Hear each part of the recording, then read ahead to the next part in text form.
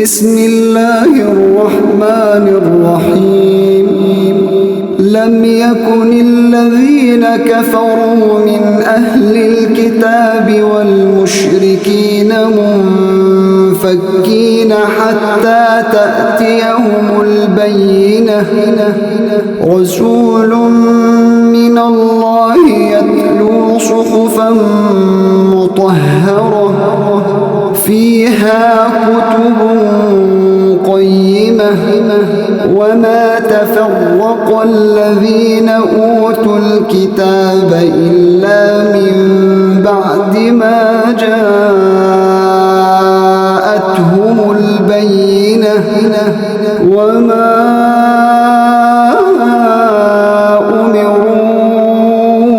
أمروا إلا ليعبدوا الله مخلصين له الدين حنفاء ويقيموا الصلاة ويؤتوا الزكاة وذلك دين القيمة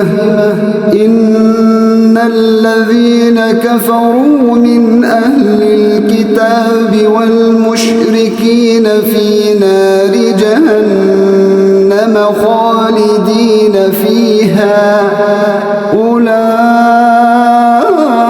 أولئك هم شر البرية إن الذين آمنوا وعملوا الصالحات أولئك هم خير البرية جزاؤهم